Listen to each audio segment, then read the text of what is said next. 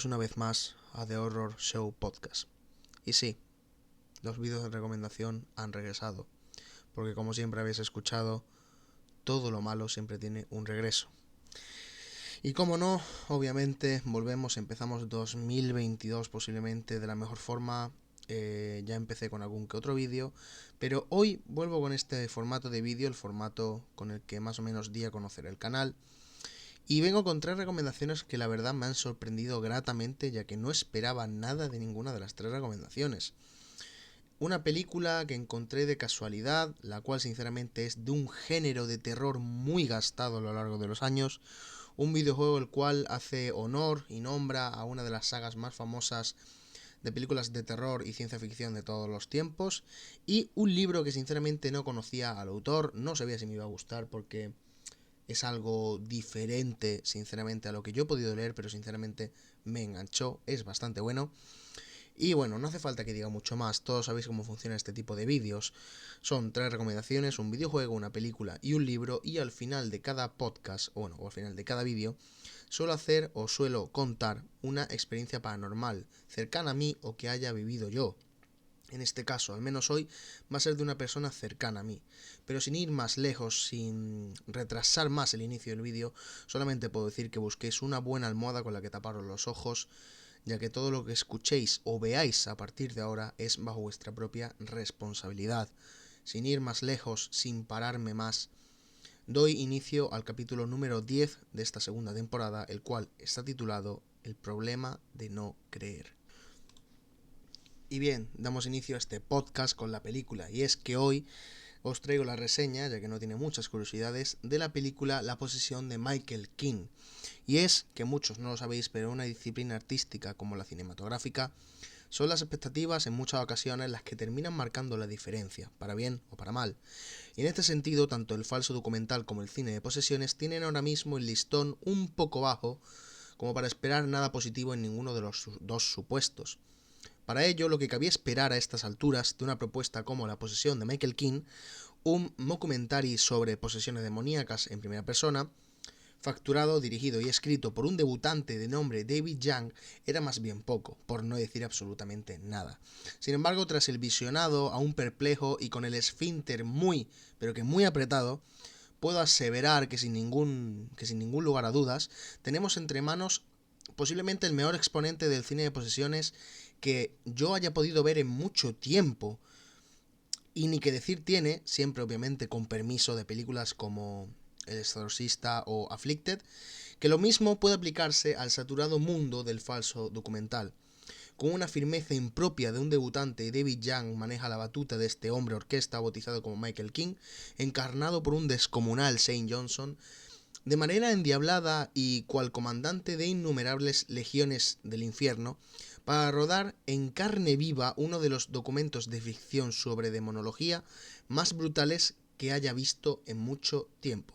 Pero sin embargo no quedan ahí solamente las intenciones del Nobel cineasta, pues esta podríamos decir que es su ópera prima. Jung no solo nos relata la enésima ascensión de las huestes del Averno a la Tierra, sino que nos propone al mismo tiempo también un viaje solo de ida al corazón del mismo de uno de los más característicos rasgos de identidad del ser humano, al menos de aquel intelectualmente más desarrollado, el escepticismo. Es La posesión de Michael King un experimento, una prueba empírica sobre el terreno, donde un hombre, ajeno al folclore y atormentado por una terrible y dolorosa pérdida, intenta demostrar a ciencia cierta que todo aquello que no se puede demostrar simplemente no existe, convencido de que dicha certeza, a modo de placebo, es lo único que puede aliviar su insoportable dolor.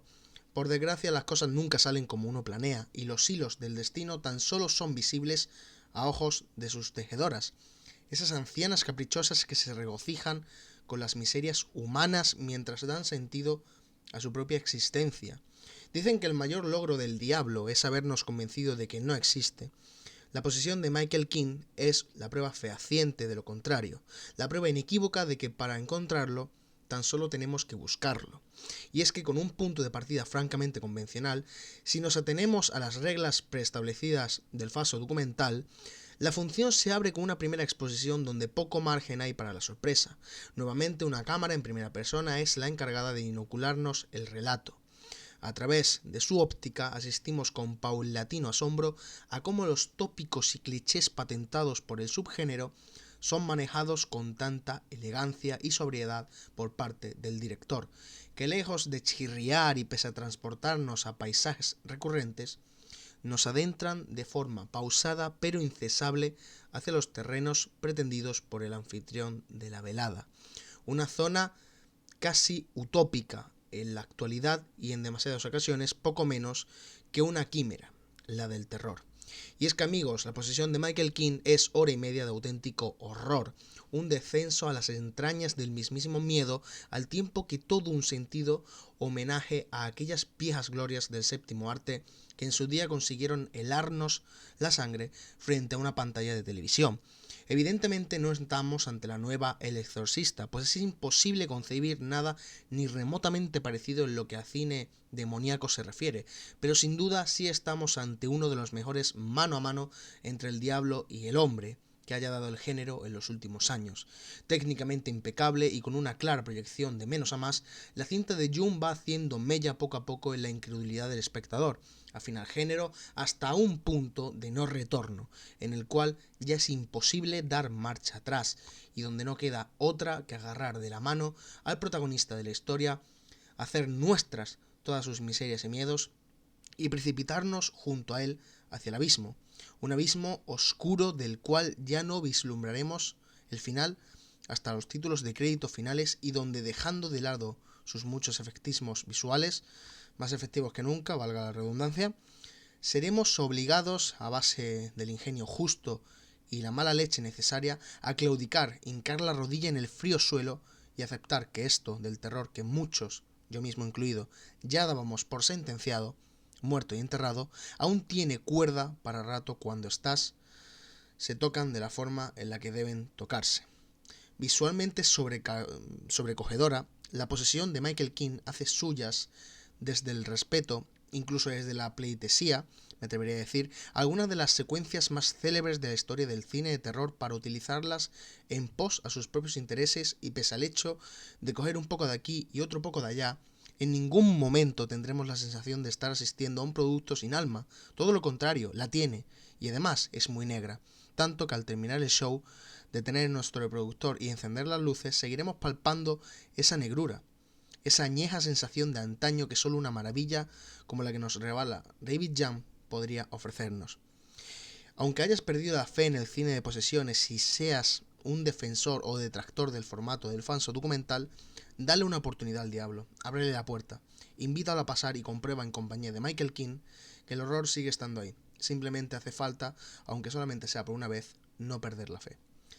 Aquí he de decir lo mejor y lo peor de la película. Para mí lo peor, sinceramente, es que en escenas muy concretas se hubiera agradecido ir un paso más allá para traspasar la línea, pero eso sin duda la habría sepultado en la repugnante fosa de los prejuicios y la falsa moral, como ya ocurriera con otras cintas de terror recientes. Pero sin embargo, lo mejor es su inagotable capacidad de aterrar, a pesar del hecho de contarnos la misma historia de siempre, gracias al buen hacer a la hora de tocar los resortes del formato y gestionar sus automatismos. Sinceramente, si te gusta el cine de falso documental y sobre todo si te gusta el cine de posesiones, es una película que sí o sí debes verte. Momentos impresionantes, unos buenos efectos especiales y sobre todo la historia. Es una historia que te atrapa, es una historia que, a pesar de haberla visto 1000 veces, tiene algo que te hace seguir viéndola, tiene algo que te hace decir, tengo que acabar y ver cómo esto finaliza. Sinceramente, no tenía prácticamente nada que pensar sobre esta película.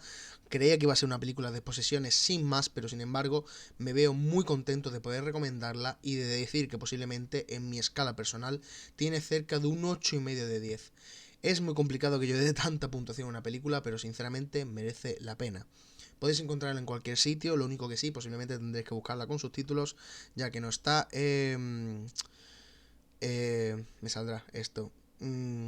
Bueno, que no tiene doblaje al castellano. Pero bueno, sinceramente hay algunas películas que es mejor ver únicamente en volumen original y con subtítulos.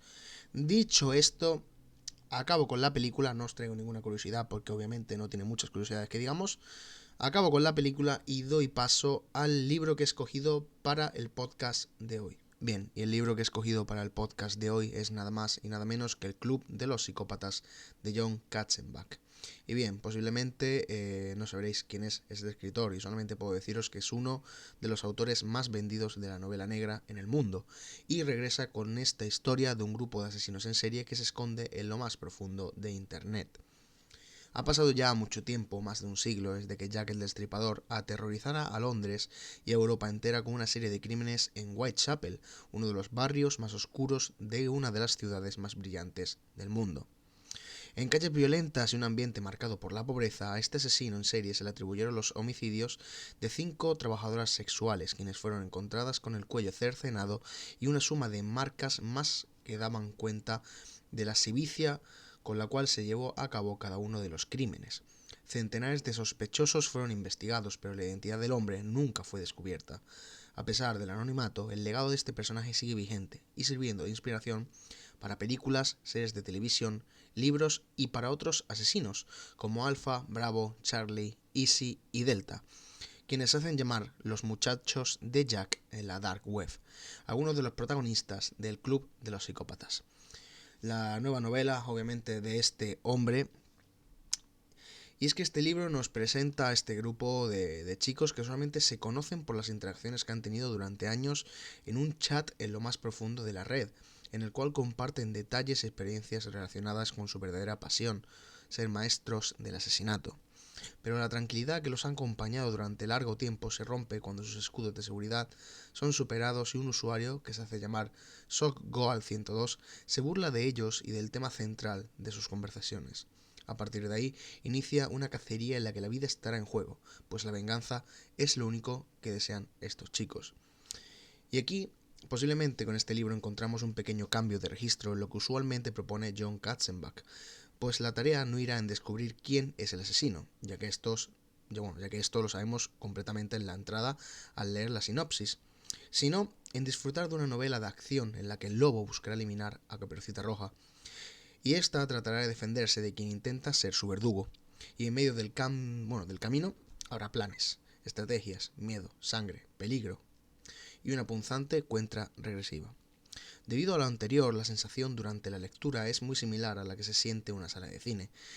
Es un libro narrado en tercera persona y esta historia poco a poco se va construyendo por los pensamientos y vivencias de los diferentes personajes del libro, gracias a lo cual cambiaremos de lugar en la mesa constantemente y nos veremos empujados a una trama con un ritmo frenético de principio a fin. Si hay algo que se caracterice con este escritor es su capacidad para navegar en la mente de seres siniestros y hallar en sus rincones la esencia más retorcida de los humanos, apoyado principalmente en su larga trayectoria como periodista judicial y en el oficio que lo ha llevado a convertirse en un referente cuando de novela negra se habla. En esta oportunidad estaremos en los zapatos de un grupo de psicópatas que nos mostrarán cómo cambia la percepción del entorno, las emociones y las relaciones con los demás en quienes padecen de este trastorno de personalidad. Lo anterior resulta una experiencia compleja y llamativa a la lectura, pues también así son el actuar y los pensamientos de los muchachos de Jack. También uno de los temas centrales que trata la novela es el de la privacidad en una área dominada por la tecnología, en la que entregamos nuestros datos sin miramiento alguno, a cuanto acepto, encontramos en una página web, o a cambio de likes en una red social en la que dejamos registro pormenorizado de nuestros días. Los peligros que se dibujan en el libro son solo algunos de los muchos a los que todos estamos expuestos realmente, y frente a los que deberíamos cuidarnos sobremanera. Delante de otra pantalla puede haber alguien dispuesto a hacernos daño. Asimismo, la narración remite y exalta al pasado, al peso que tiene sobre el presente y lo determinante que puede llegar a ser sobre el futuro de acuerdo a cómo manejemos ciertas situaciones.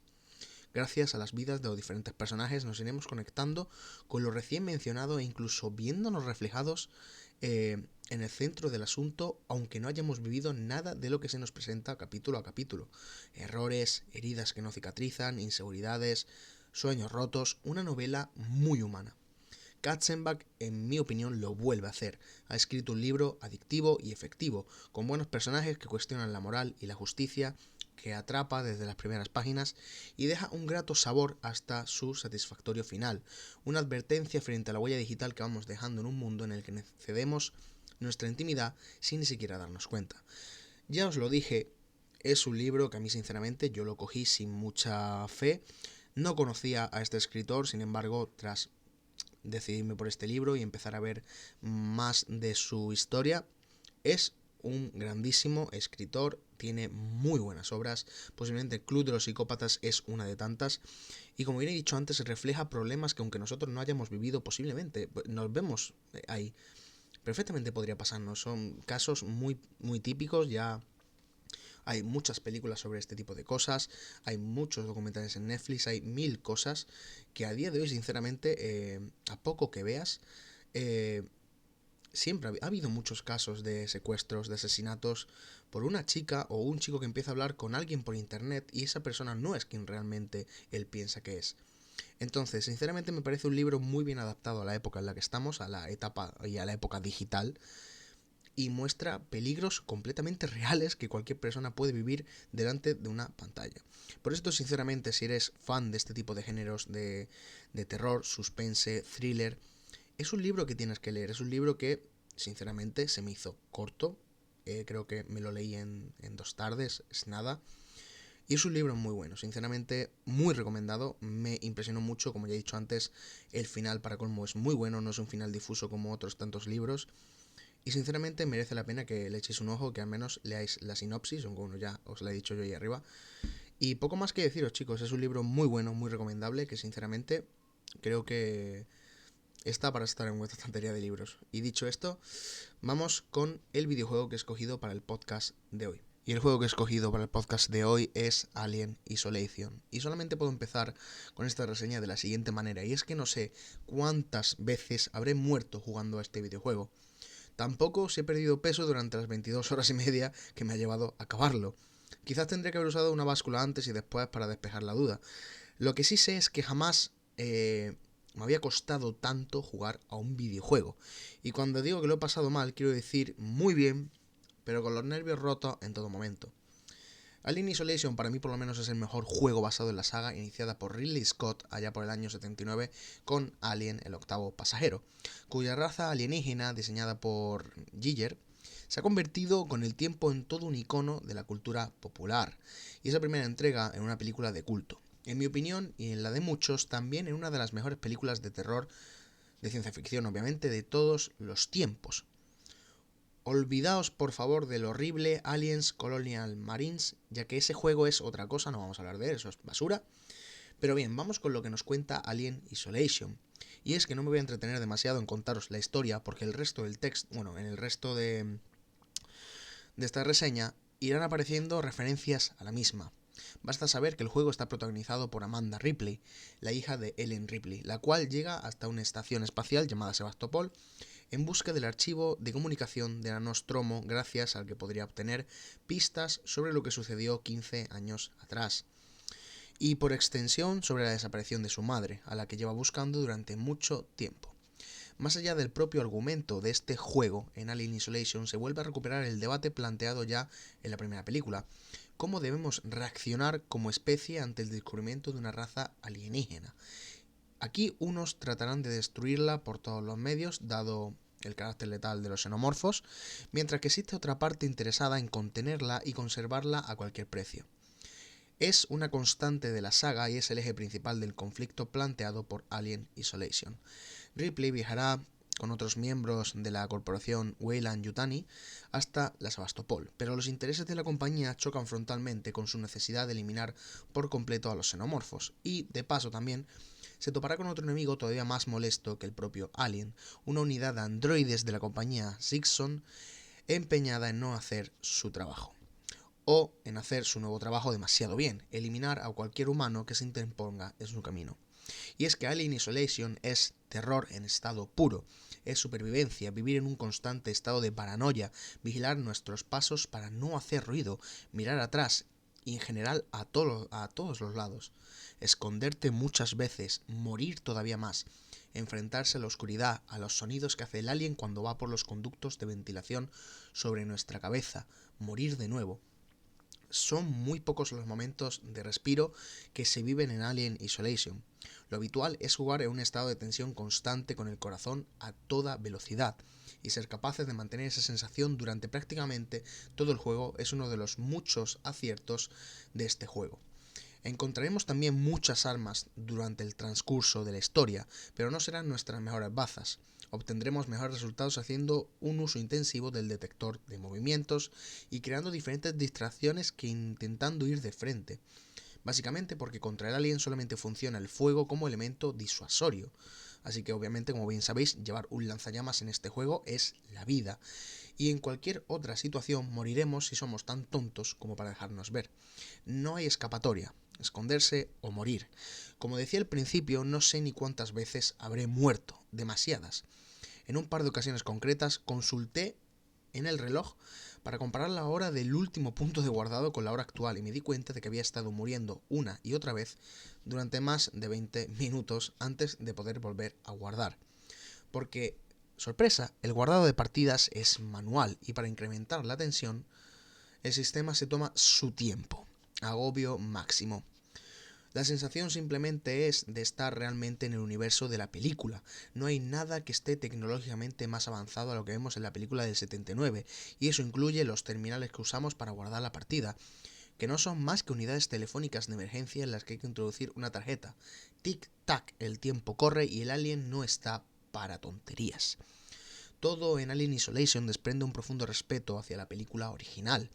Desde el grano de la imagen, ya que se puede ajustar, pero el que viene por defecto está bastante bien, y todas esas pantallas de carga realizadas como si de vídeos extraídos de cintas de VHS se tratara, hasta el diseño de las naves, ese maravilloso toque analógico retrofuturista de la época.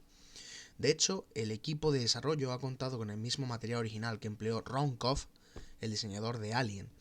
Mencionaba antes a los androides, y es que ¿recordáis ese tipo de malo de película de terror que no tiene prisa? Ese que avanza andando mientras el personaje principal huye a toda velocidad, preso del miedo y el nerviosismo.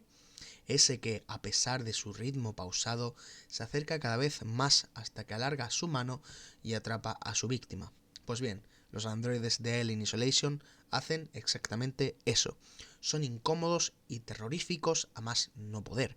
Cuando uno de ellos nos ve, inicia su particular persecución. No corre, nos sigue a su ritmo mientras trata de convencernos para que no huyamos y nos amenaza con atraparnos tarde o temprano. A nivel de paranoia y tensión no hay nada como ser visto por uno de ellos. No os quiero ni contar cuando tuve que deshacerme de 4 a la vez, 2 por la izquierda y 2 por la derecha. Pensad que, aunque algunos son duros de pelar, las armas de fuego pueden ser útiles para acabar con ellos, pero si disparamos llamaremos la atención del alien, y para que queremos más invitados en nuestra particular fiesta. Por si no ha quedado claro, lo más importante de Alien Isolation es el sigilo, también el instinto de supervivencia. Hay que ser cauto, esconderse, actuar con cabeza pensando en las consecuencias que puede tener ponerse a correr, ya que el alien tiene un oído muy fino y nos pillará si vamos a paso ligero, o simplemente el hecho de disparar. Y hablando de hacer ruido, sinceramente, una cosa que me he dado cuenta es que este juego tenía supuestamente iba a tener una compatibilidad con Kinect.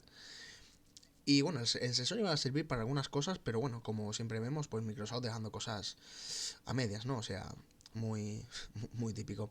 Y bien, llegando ya a las conclusiones del videojuego, lo único que puedo decir es que Alien Isolation es el juego que los fans de Alien estamos esperando. No es perfecto, pero sabe recoger la esencia de la película original y meternos de lleno en ese terrorífico universo en el que una criatura inteligente y letal campa a sus anchas aterrorizando al personal. Ofrece más de 20 horas de juego en un modo de historia repleto de giros. En más de una ocasión, con el juego pensé, esto ya es al final seguramente, al conocer los detalles de la misión, pero una y otra vez me he visto sorprendido por un cambio de rumbo que me ha dado más y más horas de juego. Y sinceramente, menudo final. Menudo finalazo. Si eres fan de la saga, este es tu juego. Tremendo. Tremendo. La única pega que le puedo poner es que la IA de los NPC falla bastante. En algunos momentos falla bastante. Tanto la del Alien como la de nuestros aliados. Pero sinceramente no es algo que empañe la jugabilidad. Entonces pues, se deja ahí. Pero algunas veces sí tienen sus fallitos. Bueno, simplemente decir que Alien Isolation es un juegazo. Sinceramente con unos buenos auriculares, luz apagada y todo, da mucho rollo, es muy complicado jugarlo, o sea, estás con más tensión que las tuercas de un submarino, sinceramente. Pero merece la pena, merece la pena. A quien nos gusta Alien, a quien nos gusta la saga de Ridley Scott, podemos decir que este videojuego por fin hace justicia a lo que es una muy buena saga de cine de terror y de ciencia ficción. Así que sinceramente, si, por ejemplo, si tenéis Game Pass, jugadlo. Está en el Game Pass ahora mismo gratis. Yo de hecho me lo jugué gracias al Game Pass porque quería jugármelo, pero sabiendo que iba a salir en el Game Pass, esperé un poquito y me lo he jugado gratis, bueno, gratis, entre comillas, y merece mucho la pena. Son 20 horas de juego, que a día de hoy muy pocos juegos de terror actuales tienen una duración de historia tan larga. Lo hemos visto con algunos remakes o con algunos videojuegos un poquito más actuales. Así que sinceramente, si eres fan de los juegos de terror, de la ciencia ficción y sobre todo fan de Alien, este es tu videojuego, además de que tiene un final soberbio. Dicho esto, acaba el videojuego de hoy y vamos a dar final al podcast con la experiencia paranormal que he escogido para hoy. Bien, y la experiencia paranormal que tenemos en el día de hoy, como siempre digo, todo lo que digo aquí es verídico, es real, me ha pasado a mí o a gente cercana a mí, gente que sé que es sensitiva, gente que sé que ha vivido diferentes cosas a lo largo de su vida. No tengo por qué mentiros, no gano nada mintiéndoos, no me voy a hacer famoso mintiéndoos, así que quiero antes de nada que sepáis que todo lo que voy a contar a partir de ahora es pura realidad.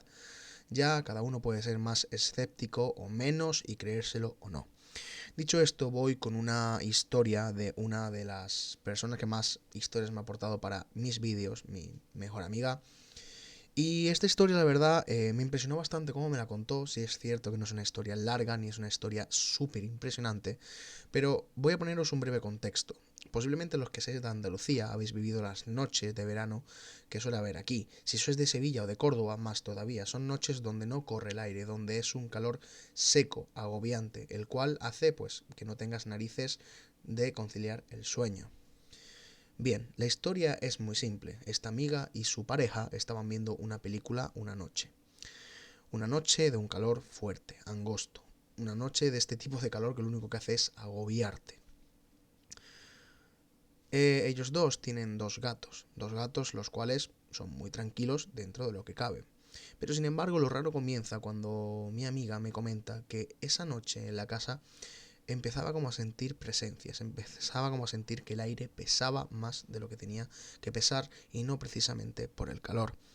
Empezó a decirme que notaba como un ambiente raro, un ambiente lúgubre, un ambiente que no había vivido en esa casa nunca antes.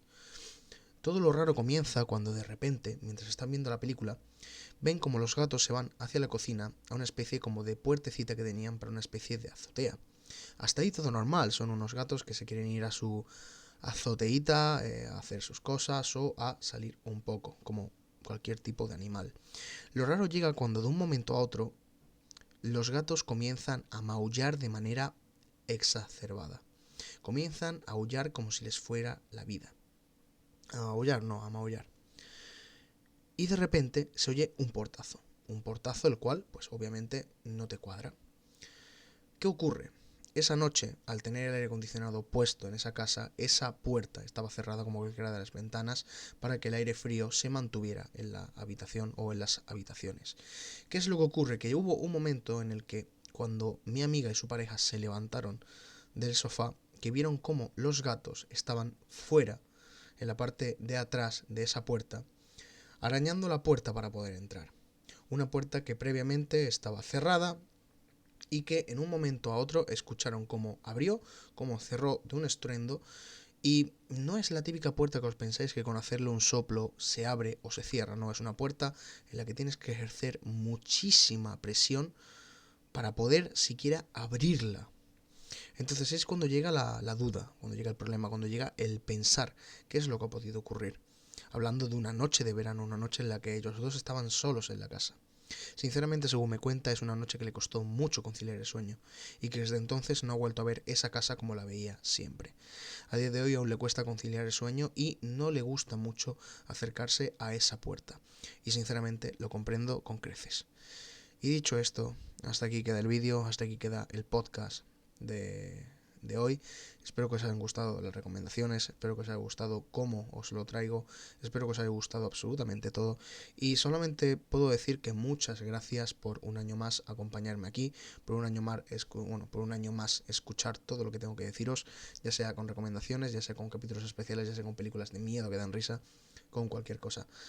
Poco más, dentro de poco tendréis una tertulia y dentro de poco posiblemente puede ser que tengáis algún tipo de gameplay, no lo sé porque mi ordenador echa fuego en cuanto intento poner dos cosas a la vez, pero poco más que deciros, chicos, un abrazo muy fuerte y como siempre digo, The Horror Show Podcast se despide, no sin antes decir que miréis muy bien cada pequeño rincón de vuestro cuarto, ya que puede ser que antes de iros a dormir y apagar las luces alguien os vigile.